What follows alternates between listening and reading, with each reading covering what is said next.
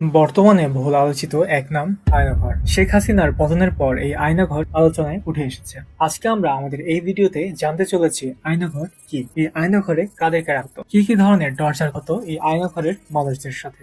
চলুন তাহলে দেরি না করে শুরু করা যাক। বাংলাদেশের প্রতিরক্ষা বাহিনীর counter terrorism intelligence bureau CIB দ্বারা পরিচালিত একটি গোপন আটক কেন্দ্রের নাম আয়নাঘর। ধারণা করা হয় কমপক্ষে 16টি কক্ষ রয়েছে এখানে। আয়নাঘরটি বাংলাদেশের ঢাকা সেনানিবাস এলাকায় অবস্থিত বলে অনেকে ধারণা করে।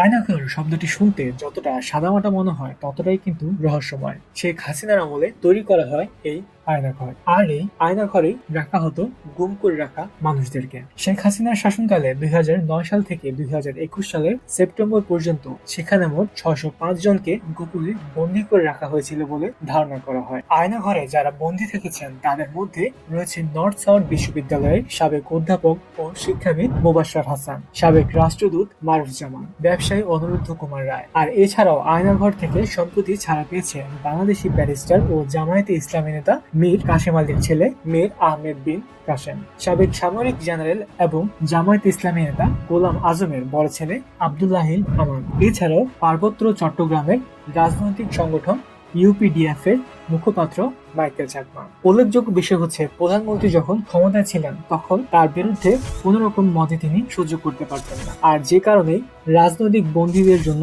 তৈরি করেছিলেন এই আয়নাঘর, যা ছিল রাজনৈতিক বন্দীদের কাছে ত্রাস ও বিভীষিকার একটি নাম। শেখ হাসিনার তৈরি বিরুদ্ধ রাজনৈতিক কর্মীদের গুম ঘর।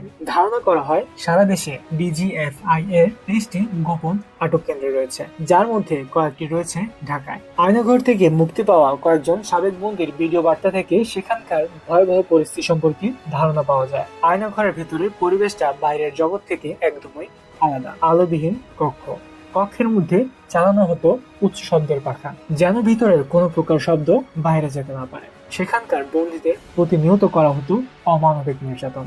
এই আয়নাঘরের দেয়ালে রয়েছে অনেক মানুষের আর্তনাদ খোদাই করা। এখানে সব সময় বন্দীদের চোখ বেঁধে এক কক্ষ থেকে অন্য কক্ষে নিয়ে যাওয়া হতো। সাবেক বন্দী ব্যারিস্টার আহমেদ বিন কাসেম জানান, বন্দী থাকা অবস্থায় তিনি 3 বেলা দুর্গন্ধযুক্ত বাটিতে খাবার খেতেন, যা একজন সুস্থ মানুষের পক্ষে একেবারেই অসম্ভব। মুক্তি পাওয়া ব্রিগেডিয়ার জেনারেল আব্দুল্লাহ আমান আজমি তার আয়নাঘরে থাকাকালীন অবস্থার কথা বর্ণনা করতে গিয়ে জানান, তাকে পৃথিবীতে আলো দেখতে দেয়া হয়নি, এমনকি তাকে আজান পর্যন্ত শুনতে দেওয়া হয়নি।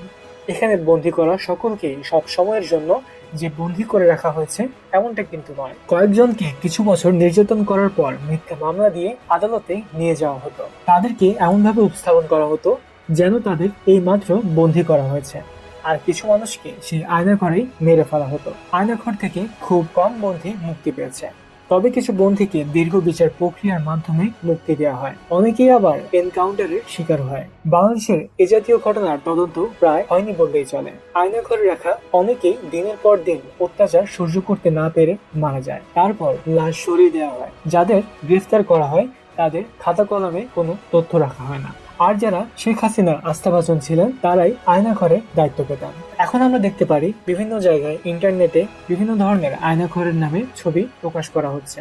আদৌ সেই ছবিগুলো বা ভিডিওগুলো আয়নাঘরের কিনা তা কিন্তু এখনো নিশ্চিতভাবে বলা যায় না। তার কারণ হলো এই আয়নাঘরগুলো সব সময় সেনানিবাসের ভেতরে হয়, যেখানে সাধারণ মানুষের ঢোকার কিংবা যাওয়ার অনুমতি নেই। তাই আমরা নিশ্চিতভাবে বলতে পারছি না আয়নাঘর সম্পর্কিত পাওয়া যে ছবিগুলো বা যে ভিডিওগুলো আপনারা দেখছেন তা আদৌ সত্যি কিনা। কিন্তু সেই আয়নাঘর থেকে যারা ফিরে এসেছে তাদের অত্যাচারের কথা শুনলে আমরা বুঝতে পারি আসলেই কিন্তু আয়নাঘর নামের কোনো কিছুর অস্তিত্ব রয়েছে।